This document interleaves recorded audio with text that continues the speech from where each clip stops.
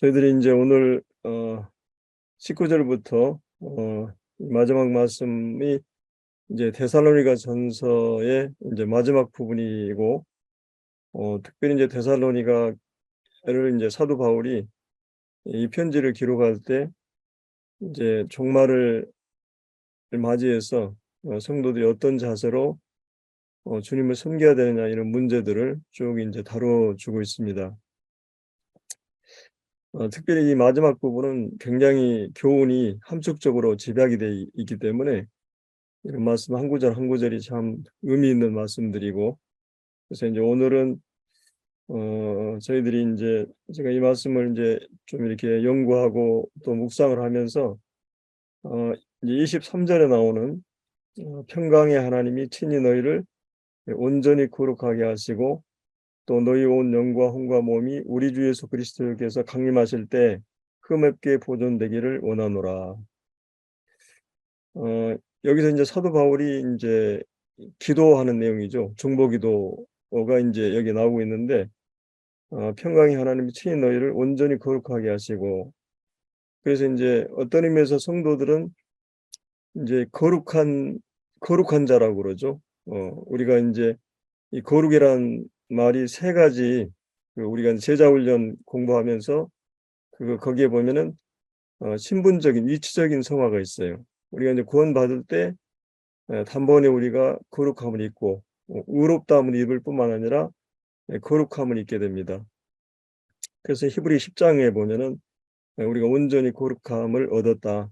그리고 이제 히브리서 2장 11절에 보면 거룩하게 하시는 자와 또 거룩하게 하심을 입은 자가 하나에게 났다. 그래서 우리가 이제 이미 신분적으로 위치적으로 거룩한 자라고 하는 것이죠.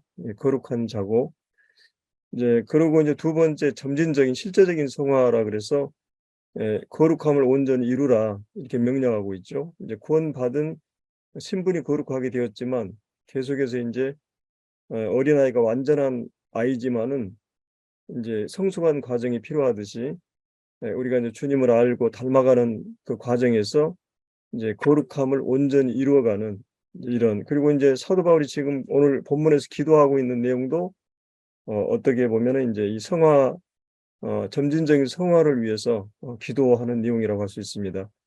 그리고 이제 주님이 오실 때 우리는 완전한 게 거룩하게 되고, 또 이제 정말 죄나 흠이 없는, 또 죄성이나 죄가 오염되지 않는, 지금은 구원받았지만은 여전히 죄의 성이 있고 또 내가 넘어지고 실수하고 이런 과정이 있지만은 주님이 오셨을 때 우리가 변화될 때는 완전한 그 성화가 이루어지게 될 것입니다. 그래서 이제 그런 사도 바울의 기도를 하고 있고, 그래서 이제 어떻게 보면 이것이 이제 온전히 거룩하게 되는 이 부분이 이제 우리가 주님 믿고 나서 또 주님 오실 때까지 굉장히 중요한 그 이슈고, 오늘 전체적으로 보면 이제 그 부분을 좀 사도 바울이 여기 23절을 보면은 이제 24절에 너희를 부르신 이가 이는 미쁘시다. 그러면서 이제 그가 또한 이루시리라. 참 주님께서 이제 우리를 이제 부르셨잖아요.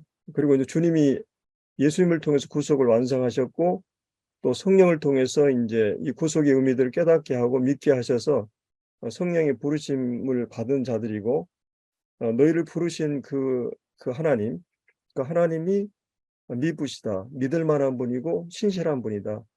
그래서 이제 구원이라고 하는 것은 처음부터 마지막까지 궁극적으로 주님이 너희 속에 착한 일을 시작하셨고 또 그리스도 예수의 날까지 그분이 이루실 것이다, 이렇게 말씀하고 있죠. 물론 이제 이것에 대한 우리가 어떻게 믿음으로 반응하고 순종여하에 따라서 이 성화의 기간이 더 길어지고 짧아지고 이런 것은 있습니다. 먼저 된 애가 나중되고 이런. 이제 그래서 여기 12 쭉 그 말씀에서 16, 17, 18절 항상 기뻐하라, 이 말은 하나님 우리가 항상 기뻐하도록 해주세요, 이런 기도가 아니죠. 하나님에게 어떤 것을 맡기는 게 아닙니다. 여기서는 이미 하나님께서 예수 그리스도를 통해서 우리에게 주어진 모든 것이 있어요. 이미 주어져 있기 때문에 우리는 그것을 늘 상기하면서 그걸 우리가 기뻐해야 되고, 마치 이거는 이제 우리가 하나님께서 우리 육신의 필요를 위해서 그 일반적인 은혜, 공기도 주시고 또 이제 물도 주시고 우리의 생명이 필요한 모든 30만 가지의 이미 주어진 것들을 우리가 이걸 달라고 기도하는 게 이미 주어진 것들을 우리가 이제 누리는 거죠.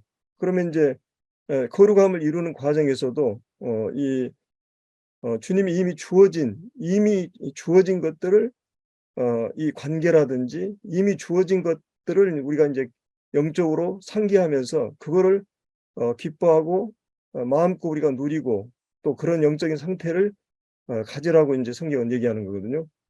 이것은 만약에 우리가 그렇게 하지 않는다면 우리가 해야 될 책임을 하나님께 미루게 되는, 하나님께 인제 이렇게 하나님이 그거를 마치 하나님이 책임지는 것처럼 우리가 생각하는데 그게 아닙니다. 이미 그리스도 안에서 또 모든 것을 주었기 때문에 성경 우리에게 기뻐하라고 이렇게 기도하라고 감사하라고 이렇게 말하고 있죠.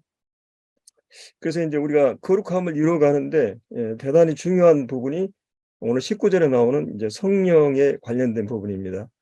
우리가 인제 성령에 대해서 우리가 이제 아버지와 아들, 아버지와 우리 아들의 관계고 또 목자, 예수님과 우리의 관계를 목자와 양의 관계, 또 머리와 몸의 관계, 이렇게도 얘기하지만 성령과는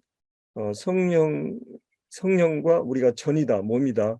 성령의 전으로 성령과 우리의 관계를 또 그렇게 이 말을 하고 있죠. 그래서 인제 제가 인제 좀 시간이 되는 대로 성령과 관련된 그런 부분들을 좀 교제를 좀 할 생각이에요. 이번에 인제 이게 말씀 부탁을 받고 나서 무엇을 전할까 고민하다가 이 성령과 관련된, 그래서 오늘 인제 그 성령과 관련된 부분에 대해서 얘기하고 또 계속 그 부분을 좀 나누겠습니다. 먼저 우리가 인제 그 어 로마서 8 장을 우리가 주일날도 잠깐 봤었는데 로마서 8 장을 잠깐 보겠습니다. 로마서 8 장. 로마서 8장 1 절입니다. 그러므로 이제 그리스도 예수 안에 있는 자에게는 결코 정죄함이 없나니 이는 그리스도 예수 안에 있는 생명의 성령의 법이 죄와 사망의 법에서 너를 해방하였습니다. 자, 이제 그러므로 이제 그리스도 예수 안에 있는 자, 이제 우리는 거듭나게 되면은 그리스도 예수 안에 있게 됩니다. 이게 이제 로마서 5 장에서도 시작된 말이죠. 로마서 5장 10 절부터 보면 첫째 사람 아담 안에서, 그다음에 둘째 사람 그리스도 안에서, 내가 아담 안에 출생하고 또 아담 안에서 연합해서 대표성의 원리에 의해서 나는 인제 아담 안에 속한, 그래서 내가 우리 조상 아담처럼 하나님 말씀을 순종하고 불순종하느냐 하는 시험의 과정을 거치지 않고 우리는 죄인 됐었죠. 우리는 태어나자마자 운명적으로 우리 조상들이 범한 죄 때문에 우리는 다 죄인이 됐어요. 그래서 인제 그런 거와 똑같은 원리로 우리가 영적으로 거듭나면서 그리스도 예수 안에 거하게 되고 영적인 출생과 함께 우리는 나의 행동과 상관없이 정말 성령의 역사를 통해서 믿음을 갖게 되면서부터 우리는 인제 의롭다함을 얻게 되고 그리스도 예수 안에 그리스도가 이루신 모든 일에 근거해서 인제 의롭다함을 얻게 되고 하나님과 관계가 회복되고, 이제 이런 이 그리스도 예수 안에 그리스도와 연합된 이 관계를 사도 바울이 계속 인제 5 장, 6 장, 7 장에서 얘기를 했습니다. 이제 그러므로 이제 그리스도 예수 안에 있는 자에게는 결코 정죄함이 없다. 결단코 심판이 없다는 말이죠. 이제 죄에 대해서 이게 재판관의 이게 마치 이건 무죄 선고를 받는 것처럼 유죄 선고가 아니라 결코 인제 정죄함이 없는 인제 이런 자들이 우리가 된 거죠. 자, 그러면서 인제 그걸 2 절에 인제 설명하죠. 이는 그리스도 예수 안에 있는 생명의 성령의 법이 죄와 사망의 법에서 너를 해방하였다. 그래서 인제 여기 죄와 사망의 법에서 그러면 인제 우리가 인제 뭐가 인제 죄와 사망의 법인가? 물론 이제 사도 바울이 여기서 7장에서 얘기했던 율법과 관련돼 있죠. 율법 자체가 뭐 죄라든지 사망인 것이 아니죠. 율법은 완전한 기준이기 때문에 하나님의 그 속성이나 성품을 반영한 거기 때문에 율법은 거룩하고 이 계명은 의롭고 신령하고 완전한 것이죠. 근데 이제 이 하나님의 완전한 법이 우리가 하나님 앞에서 죄인이기 때문에 이 완전한 법 앞에서 나는 그 죄인이고 또 이 죄인이기 때문에 나는 사형선고를 받아서 죽을 수밖에 없는 죄와 사망을 결과를 나에게 가져오게 하는 것이 율법입니다. 만약 율법이 없다면 이 범함도 형벌도 없겠죠. 네, 하나님의 법이 하나님 완전한 그 법이 이 죄와 사망의 법이라고 이제 사도하고 얘기하는데 근데 이제 이것은 이제 생명의 성령의 법 이게 이제 복음이잖아요. 그래서 이제 이 복음은 우리에게 생명을 가져 주었고 또 이 복음이 가져다 준 가장 놀라운 것은 성령님을 우리에게 주신 거죠. 예. 그래서 생명과 성령의 법이 우리에게 주어지면서 이 죄와 사망의 법에서 우리가 완전히 해방되게 된 겁니다. 그래서 이제 7장 전체를 결론 짓는 말씀인데 그래서 인제 육신으로는 인제 그 율법 육신으로는 이 말미암아 연약하게 할 수 없는 것을 하나님이 하시나니 곧 죄로 말미암아 자기 아들을 죄 있는 육신의 모양으로 보내어 육신의 죄를 정하사 아까 이제 정죄한다는 말과 같은 말입니다. 죄를 이 정죄하사 육신을 따르지 않고 영을 따라 행하는 우리에게 율법의 의가 이루어지게 하려 하심이니라. 그래서 인제 어 하나님께서 아들을 통해서 이 죄를 정하는 일을 하게 하심으로 인제 육신을 따르지 않고 영을 따라 행하는 우리에게 율법의 요구를 이루어지게 하라 함이라.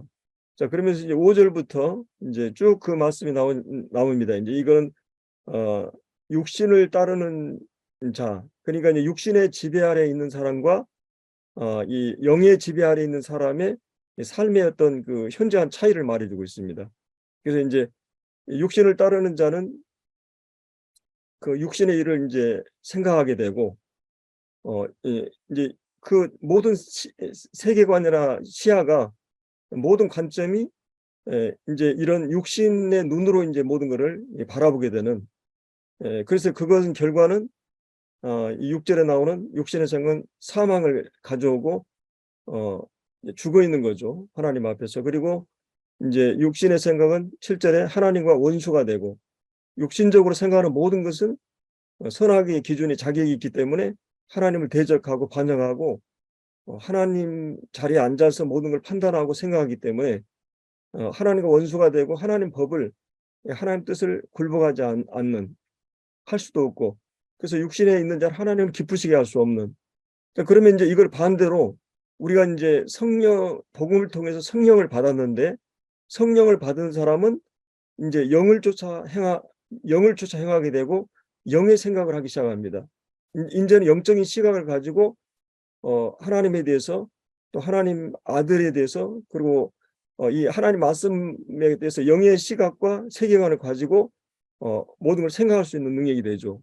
인제 그래서 우리는 위의 것을 생각할 수 있게 되고 그래서 인제 영의 생각은 여기 인제 5 절에 영의 생각을 하나니 6 절에 보면 영의 생각은 어 평안을 가져다 주고 또 영의 생각은 7 절에 나온 대로 하나님과 화목하게 되고 하나님의 법을 굴복하고 또 8 절에 나오는 하나님을 기쁘시게 할 수 있는 그래서 인제 아까 4 절에 나왔던 율법의 요구 하나님 사랑하고 이웃 사랑하는 이 율법이 요구하는 그런 모든 하나님 말씀을 뜻을 우리가 인제 이루어지게 하는 삶을 영을 쫓아 행하는 사람들에게 가능하다고 하는 것입니다.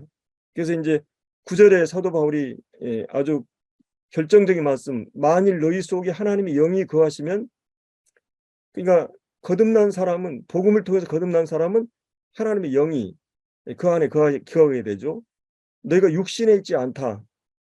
물론 인제 우리는 그리스도인들이 육신적인 그런 삶을 살고 영적인 삶을 산다고 그러지만은 여기 오늘 본문에서는 여기서 얘기하는 "육신에 있지 않다."는 말은 불신자를 얘기하는 겁니다. 지금까지 얘기한 내용 가운데 불신자에게는 이 하나님의 영이 거하지 않아요. 그래서 이제 우리가 하나님의 영이 거하시면 너희가 육신에 있지 않고 영에 있나니 누구니 그리스도 영이 없으면 그리스도의 사람이 아니다. 그리스도인이 아니다고 하는 거죠. 그러니까 우리의 신앙생활에 가장 중요한 것은 그러니까 복음을 깨닫게 하는 과정에서도 성령이 역사하지만 또 우리가 이제 복음을 깨닫고 믿게 되면은 그 구원받은 성도 안에 이 성령이 내주한다는 거죠. 우리가 니고데모 얘기하면서도 이 하겠다 했을 때 어떻게 거듭나고 질문했을 때 물과 성령으로 거듭난다. 복음의 진리를 성령이 깨닫게 하심으로 이렇게 거듭난다고 하는 얘기를 설명했죠.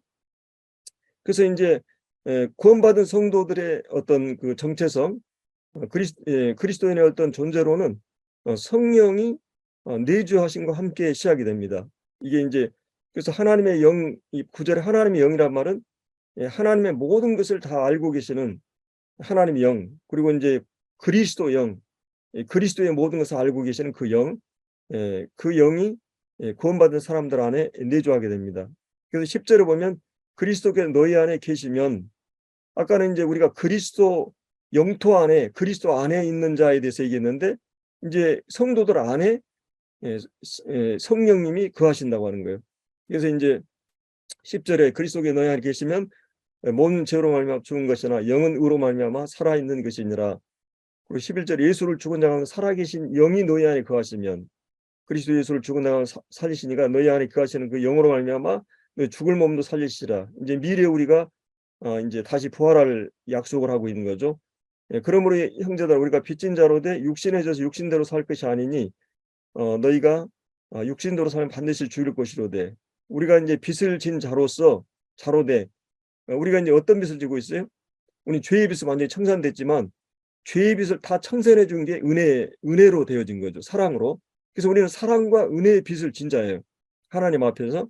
그렇기 때문에 형제들, 우리가 빚진 자라고 말하고 있죠. 이제 로마서 1장에서는 너희가 이제 빚을 청산받아서 빚을 갚아야 되는 이 사명을 말하지만, 여기서는 이제 우리가 사랑의 빚, 은혜의 빚을 진 자로서 이제 육신에게 져서 내 육신을 쫓아서 육신대로 살 것이 아니니 내가 육신대로 살면 반드시 영적으로 이제 죽을 것이로되 영으로서 몸의 행실을 죽이면 살리니, 무릇 하나님의 영으로 인도받은 사람은 곧 하나님의 아들이라. 그래서 이제 하나님의 영으로 인도함 받은 사람이 곧 하나님의 아들이다. 그러니까 이제 거듭난 사람은 성령이 그 안에 내주하고, 또 한 가지는 성령이 그 내주한 사람들 안에 우리를 인도하신다는 거예요. 그래서 이제 구원받은 성도들은 이제 그때부터 성령이 우리 안에 소원도 주시고 말씀도 깨닫게 하시고 생각나게 하시고 또 이게 우리 영혼을 각성시키고 또 때로는 양심에 일깨우시기도 하고 성령이 다양하게 죄에 대해 책망도 하고 의를 일깨우시고 또 이렇게 우리 안에서 역사하시는 영이 있습니다. 그래서 이제 이 성령이 여러 이제 환경, 교회라는 환경을 통해서나 또 여러 이제 삶의 시련의 과정을 통해서나 또 하나님 말씀을 통해서 계속해서 우리 안에서 진리의 영으로서 말씀을 깨닫게 하시고 생각나게 하시는 이런 사역을 계속 하시는 것을 보게 돼요. 그래서 이제 우리는 거듭난 성도들은 이제 성령의 인도하심을 받는다. 이 굉장히 중요한 말씀입니다. 이스라엘 백성들이 하나님이 구속해 가지고 광야에 불과 구름 기둥으로 인도하듯이 성령을 통해서 우리를 인도해 가시죠. 그래서 이제 우리가 그 성령의 인도하심을 따라서 계속 살아가야 됩니다. 이제 성령은 진리의 영이기 때문에 항상 말씀을 통해서 우리를 인도해 가시죠. 그래서 이제 우리가 고린도서라든지 여러 이 성경에 보면은 성령 인도에 대해서도 많이 신비주의적인 그런 뭐 은사나 체험이나 방언이나 막 이런 성령의 음성이나 이래 가지고 그런 쪽에 이제 인도를 구하는 그런 체험적인 그런 쪽을 지나치게 의존하는 그런 이제 극단도 피해야 되고, 그래서 이제 성령은 무엇보다도 우리의 어떤 하나님 말씀을 근거로 해서 우리를 인도해 가십니다. 그래서 15절에 너희가 다시 무수하는 종의 영을 받지 않고 양자의 영을 받았다. 이제 우리가 율법 아래서 무수하는, 우리가 성령을 하나님이 무수하는 종의 영을 받지 않고 양자의 영을 이제 아들의 영, 양자의 영을 받았으므로 우리가 아빠 아버지라 부르짖느니라. 이제 거듭난 성도들은 거듭나자마자 하나님을 아버지라고 부르는 게 굉장히 자연스러워지죠. 내가 아버지도 아닌데 아버지라고 부르면 얼마나 그게 흉측하겠어요. 근데 우리가 어느 날 그것이 굉장히 자연스러워졌다는 거죠. 하나님이 아버지라는 인식이, 그리고 내가 하나님을 아버지라 부를 수 있는, 이거 어마어마한 복이죠. 그 아버지, 아빠 아버지라 부르짖게 되고, 또 성령이 친히 우리 영과 더불어, 성령이 우리 안에 내주하시는데 다시 회복된 그 영이 이제 성령과 하나가 되어서 더불어 우리가 하나님 자녀인 것을 이제 우리는 간증을 통해서 증언하고, 다른 사람들에게 내가 하나님 자녀라고 이제 성령과 더불어 증거하는 일을 하게 되고, 그래서 이제 이 자녀이면 또한 상속자니고 하나님의 상속자요 그리스도와 함께한 상속자니 우리가 그와 함께 영광을 받기 위하여 고난도 함께 받아야 할 것이니라. 그래서 이제 우리가 하나님의 자녀라고 하는, 자녀는 상속을 이미 약속받은 자들이지만 그 상속받기까지는 이 땅에서 거듭나면서 그 대기업 회장의 아들로 태어났다, 왕의 아들로 태어났다, 이제부터는 수업이 시작이 되는 거예요. 훈련이 시작이 되는 거예요. 그냥 아들이 안 됩니다. 그래서 이제 여기 고난이 함께 하게 되고, 이제 이런 그래서 성령이 거듭남과 함께 우리의 전 생애를 이제 이렇게 우리를 아들로서 인도해 가시는, 그래서 우리가 성령의 인도하심에 늘 민감해야 되고, 성령이 우리를 어떻게 인도하시는가, 또 어떤 환경을 어떻게 인도하시는, 이런 부분에 대해서 우리가 구체적으로 또 배울 필요가 있는 것이죠.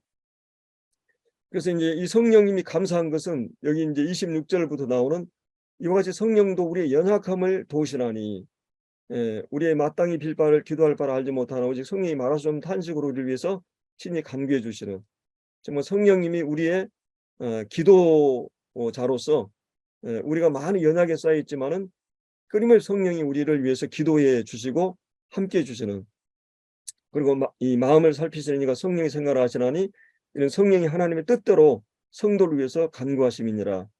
여러분이 가끔은 이제 고난이 온다든지 또 이게 어려운 상황이 오면 참 왜 하나님은 살아계시는데 왜 이런 일이 나에게 일어날까? 기도할 바를 잃어버릴 때가 많아요.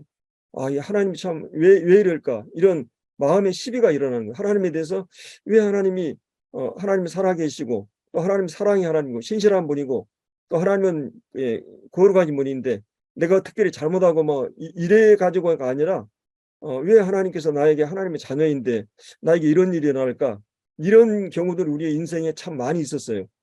그래서 하나님 앞에 따지기도 하고, 이게 그런데 이제 그 일들을 겪고 나고 보면, 자, 하나님께서 우리에게 최선의 것을 주기 위해서, 가장 좋은 걸 주기 위해서 이런 과정들을 허락하시고, 이런 과정 속에 하나님 앞에 내가 정말 중심을 잡게 하고 또 하나님 깊이 생각하게 하고, 내가 정말 나를 의지하고 있었구나, 하나님 온전히 바라보게 하고, 그래서 하나님이 계속 우리 인생에 이렇게 이제 그 마땅히 빌 바를 알지 못하는 그런 상황들 앞에서 성령이 우리를 위해서 하나님의 뜻대로 강구해 주신다고 하는, 얼마나 감사한 일이에요. 그리고 이제 우리가 28절 유명한 우리가 알거니와, 내가 이제 무엇을 기도할 바를 알지 못하지만 그러나 한 가지 분명한 것은, 내가 계속 경험적으로 한 가지 분명한 것은 우리가 확실히 아는 것이 있어요. 내가 그런 상황에서 어떻게 무엇을 위해서 기도해야 될지 참 막막할 때가 많지만, 그러나 우리가 확실하게 알고 있는 것은 하나님을 사랑하는 자, 하나님 사랑하는 자는 하나님 부르신 자죠. 하나님 택하신 자고 부르신 자예요. 하나님 부르시거나 택하지 않는, 거듭나지 않는 사람은 절대 우리가 하나님을 사랑할 수 없고 경외할 수 없어요. 근데 우리 하나님의 사랑을 깨닫고 알았기 때문에 하나님 사랑하는 거죠. 이건 세상 사람들은 죽었다 깨어나도 하나님을 사랑할 수가 없어요.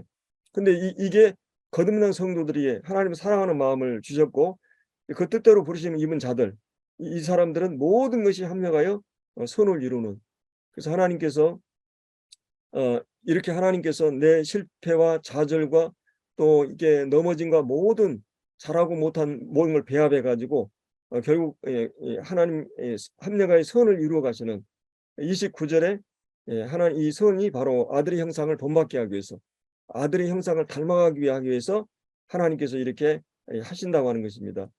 그래서 이제 우리가 잘 아는 그 로마서 8장 그 이후에 하나님께서 이제 우리를 위하시면 누가 우리를 대적하려. 그리고 이제 32절에 자기 아들을 아끼지 아니하시고 우리 모든 사람을 내어 주시니까 어찌 그다 아들과 함께 모든 것을 우리에게 주시지 않겠느냐. 자기 아들을 아끼지 아니하시고 모든 사람을 내어 주시는 그 사랑의 용도와 정도를 가지고 우리가 구원받을 때부터 주님 오실 때까지 우리를 만들어 가시는 그 일들을 하지 않겠네, 이런 말이에요. 그러니까 하나님이 우리를 향한 그런 그 집념과 거룩한 열심, 우리를 붙들고 계시는 그 하나님의 신실하심과 거룩한 그 고집이 우리 그 신실하신 그 하나님이 마침내 이루실 거라고 하는 그 말이 맞는 것이에요. 누가 우리를 대적하려고, 또 누가 우리를 고발하고, 누가 우리를 정죄하고, 누가 우리를 그리스도의 사랑에 끊으리요. 그러니까 그리스도의 삶은 어떻게 보면은 물론 인생 자체가, 삶 자체가 고난이고 인생의 삶은 그렇게 쉬운 일이 아니에요. 우리가 사업을 하고 직업을 갖고 이게 그렇게 쉬운 일이 아니에요. 얼마나 힘들고 끊임없이 갈등하고 또 내가 이런 과정들이 있을 수밖에 없는데, 이 36절에 있는 종일 주를 위해서 죽임을 당하게 되며 도살을 양같이 여김을 받는 이런 삶을 선진들은 살아왔고, 정도의 차이는 있지만 색깔이 다르고 사연과 이유가 다 다를 수 있지만은 우리에게도 이런 이 그리스도인이기 때문에 당하는 이런 삶의 과정들이 우리에게 계속된다 그래요. 그러나 어떠한 것도 우리를 그 하나님의 사랑에서 끊을 수 없다고 하는. 자, 그래서 우리가 이제 그리스도인이 된다고 하는 것은 우리의 핵심은 성령이 우리 안에 함께 한다고 하는 것. 이거를 이제 분명히 생각해야 되고, 이제 이 성령의 인도하심과 이런 게 늘 우리가 구해야 되고 그래야 됩니다. 그래서 이제 우리가 다시 이제 본문으로 돌아가겠습니다. 데살로니가 전서 5장. 그래서 이제 우리가 이제 성령님과 함께하는 삶이 시작된 거예요. 임마누엘. 주님이 우리 죄를 다 사해 주니까, 우리가 죄 사함을 받으니까 이 사도행전 2장 38절에 있는 대로 죄 사함을 받아라. 그리하면 뭐라 그랬어요? 성령을 선물로 받으리라. 왜냐하면 죄 사함, 이 거룩한 영이기 때문에 우리 안에 죄가 있으면 들어올 수 없잖아요. 근데 이 아들의 그 합법적인 그런 심판을 당해 주시고 죄 사함을 받는 그 믿음 위에 의롭게 된 자들 안에 성령이 우리 안에 내주하시게 되고, 이제 성령이 고린도서 3장 6장에 있는 대로 너희 안에 성령이 거하시는 줄 너가 알지 못하느냐. 이 고린도 교회 성도들이 계속 죄를 범하고 잘못하고 실수하는 이유는 뭐냐면 그 안에 거룩한 영이 함께 한다고 하는 걸 늘 잊어버리고 있었어요. 그래서 사도 바울이 그것을 일깨워주고 상기시키고 있는 거죠. 또 우리도 삶을 살아가다 늘 잊어먹어요. 우리가 왜 내가 내 아내하고 같이 하게 되고 내가 존경하고 참 이 바른 사람과 함께 하게 되면 내 삶의 태도나 정중하고 예의를 지키고 이런 것이 되듯이 성령님과 우리가 항상 함께 한다고 하는, 그 성령이 우리와 함께 하신다고 하는 이것을 늘 이게 기억을 해야 됩니다. 그래서 이제 이 성령과 함께하는 삶이 이제 시작이 되는데, 그래서 우리는 이제 성령을 소멸하라는 말은 이 소멸이라는 것은 불을 끈다는 말이잖아요. 이제 이 불을 꺼버리는 걸 얘기해요. 그러니까 이제 우리가 항상 기뻐하고 쉬지 말고 기도하고 그다음에 범사에 감사하고, 이게 성령 안에서 사는 삶의 정상적인 영적인 상태를 말해요. 우리가 주님으로 인해서 늘 기뻐하고 내 환경이나 외부 조건 상관없이 주님으로 인해서 기뻐하고 늘 주님과 더불어 교제하면서 늘 감사하는 그런 삶의 상태가 하나님이 우리에게 요구하시고 기대하는 그런 삶이고, 이제 성령 안의 삶을 계속 사는데 우리가 만약에 이제 이런 그 성령과 함께 살아가면서 그러면 이제 성령을 소멸하는 일이 어떻게 하면 성령을 소멸하는가? 불이 꺼져 버린다는 것은 내가 이제 상태가 기뻐하는 것이 아니라 우울하고 슬퍼하게 되고, 또 기도가 중지되고, 또 이제 감사를 잃어버리고 원망과 시비와 불평이 일어나고 또 염려가 일어나고, 이런 모든 것은 믿음의 삶의 상태에서 벗어난 거죠. 그래서 이제 이런 성령과의 관계에서 좋은 관계가 안 돼요. 그러니까 이제 부부 관계가 좋은 상태에서는 정말 이제 편하잖아요. 정말 그 천국의 공기가 흐르잖아요, 집안이. 근데 이제 서로가 비틀리거나 뭔가 어려워지면 어때요? 이 작은 공간에서 함께 있는 것이 굉장히 불편하고 그냥 같이 하고 싶지 않고 막 이렇게 이런 마음이 일어나는 거예요, 부부 간에도. 성령과의 관계도 이런 일이 일어날 수 있어요. 그러면 이제 성령을 소멸하는 것이 뭐냐? 그 이제 간단하게 얘기하면 이제 우리가 시간이 없어서 찾아보지 않겠지만 에베소서 4장에 나온 대로 성령을 근심하게 하는 그 근심하게 하는 모든 일들은 이제 내가 이제 거짓말을 한다든지 또 도적질을 한다든지 또 무슨 뭐 분을 낸다든지 화를 낸다든지 아니면 또 내가 이 언어가 언어적으로 이렇게 불결하다든지 또 용서하지 않는다든지 미워한다든지 이런 모든 죄에 관련된 부분이 거기에 나와요. 또 하나님보다도 사랑하는 우상이 세상을 사랑하는 마음이 우리 안에 들어오게 된다든지 여러분들이 자식을 키워보면 이제 시험 기간이 남았는데 그 시험 기간 동안에 마땅히 해야 될 공부나 시험 준비하지 않고 엉뚱한 짓을 하면 부모의 마음이 그냥 화가 나요. 막 그냥 핸드폰을 본다든지 뭐 또 뭐 무슨 그 텔레비라든지 아니면 인터넷이라든지 엉뚱한 게임이라든지 막 이런 걸 계속 하고 있으면 부모의 마음이 속이 터지는 거예요. 부모는 그 시간에 이제 정말 성실하게 시험을 준비해야 되는데 정말 성실하게 시험을 준비하는 그 시간에 엉뚱한 짓 하면 부모의 마음이 분노가 나는데 분노로 폭발할 수도 없고 그래서 이게 그 분노를 통제하는 상태가 근심하는 거예요. 성령을 근심하게 하는 것은 그거예요. 내가 그냥 성령을 무시해 버린 거예요. 멸시한다는 것은 무시하는 거예요. 여러분 성령이 내 안에 내가 정말 가끔 내가 어떤 형제하고 좋은 관계에 있다가 그 형제의 마음을 상하게 했어요. 근데 어느 날 그 형제가 나한테 함부로 해요. 그냥 무시해 버리고 막 그냥 막 인사도 안 하고 막 만약 그렇게 된다면 마음이 어때요? 예. 이게 성령님을 근심하게 하는 성령과의 관계에서 이런 멸시하는 것입니다. 성령을 그렇게 되면 이제 성령이 이 소멸된다. 꺼져 버린다. 그러니까 이제 우리가 여기서 이 성령을 소멸은 이렇게 인제 예 이제 어떻게 보면 교회 안에서도 성령을 소멸하는 방식이 성령이 자유롭게 역사하는 것을 이 막는 일들이 이 성령을 소멸하는 일이라고 볼 수 있습니다.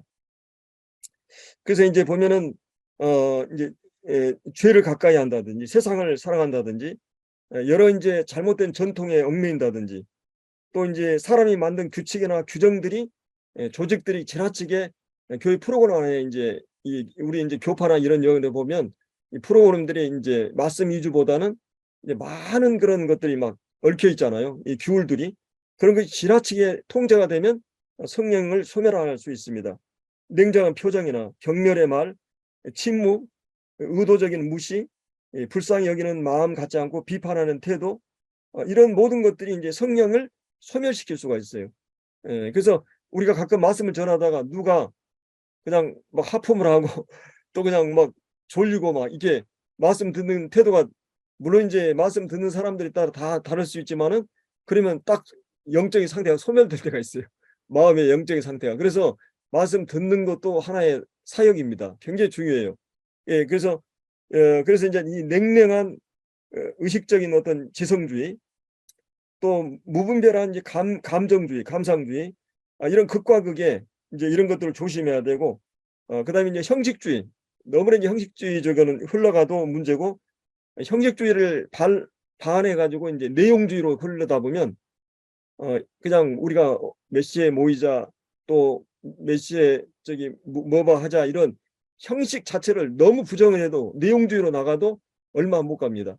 그래서 항상 이건 형식이 필요하고 그다음에 형식 안에서 또 내용을 채우는 내용과 형식이 항상 같이 가는 이런 형식주의와 내용주의.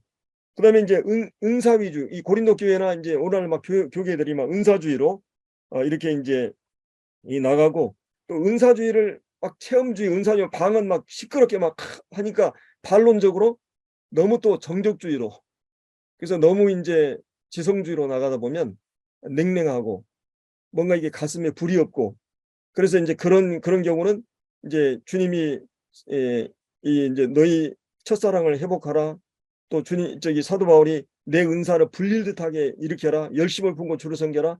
그래서 뭔가 이렇게 이 진리와 가슴 뜨거움이 함께하는 열정이 이런 게 은사주의로 나간다든지 정적주의로 나간다든지 형식주의나 내용주의 지나치게 한다든지 이런 감정주의라든지 이 지성주의라든지 이런 모든 극단을 피해야 됩니다. 그래서 성령의 소멸을 우리가 인제 최선의 방법은 의식과 자발성, 형식과 자유를 융통성 있게 결합하는 조화시키는 이것이 굉장히 중요하다. 어떤 분이 이렇게 얘기했어요. 그래서 이제 성령이 계속해서 우리 안에서 역사하도록 우리가 이제 여기 항상 기뻐하고 또 범사에 감사하라. 이건 뭔가 마음에 뜨거움이 있잖아요. 이런 것이 사라지지 않도록 열정이 사라지지 않도록 이것도 필요하고, 그다음에 너무 지나치게 이제 또 뭐 광신적으로 막 감정적으로 나가는 이것도 조심해야 됩니다. 하여튼 성령을 소멸하는 일들은 굉장히 다양하고 많은데 이렇게 이제 오늘날 이 세상이 이, 이 교회 안에 세상의 방법들이 많이 돌아와 있죠. 그래서 이제 뭐 마케팅에 물든 기독교, 경영학이나 막 이런 정치들이 막 교회 안에 돌아가지고 교회를 이제 뭐하고, 또 한편으로는 뭐 이제 이 상담학이 교회 안에 이제 심리학에 물든 기독교 이제 이런 경우도 있죠. 그래서 이제 이 교회는 성령의 공동체고 영적인 공동체이기 때문에 성령이 우리 안에서 이렇게 자유롭게 역사하고 운영하도록 항상 우리가 이 세상은 흉내낼 수 없는 게 교회예요. 그래서 이 교회 가장 중요한 것은 이 성령은 진리의 말씀, 진리의 영이기 때문에 하나님 말씀이 정말 살아서 우리 안에 계속 전해지도록 이 교회 교제나 또 교회의 말씀이나 이 모든 것 가운데 항상 말씀이 살아서 역사하도록 기도해야 됩니다. 라오디게아는 이제 너무 차지한 것 냉소주의, 에베소 교회, 사대 교회도 그랬죠. 형식주의로 흘러버렸고 그래서 이런 것들이 이제 필요한 부분인 것을 볼 수가 있어요. 그래서 정말 이 성령을 바람으로도 이렇게 그 성령의 성격과 활동을 설명하기 위해서 바람으로 설명하기도 하고, 또 불이 혀같이 불로도 설명하기도 하고, 또 이게 비둘기로도 얘기하기도 하고, 또 요한복음 7장에 보면 이 물로도 표현하기도 하고, 샘솟는, 그리고 이제 기름으로도 얘기하고, 이 성령을 다양하게 이 성령의 활동을 얘기합니다. 그분이 주권과 그 초월성, 자유롭게 바람처럼 역사하는 그런 영이고, 정말 이 거룩한 영으로서 이 우리를 정결케 하고 순결하게 하는 영, 비둘기같이 이렇게 굉장히 예민한 게 비둘기라고 그래요.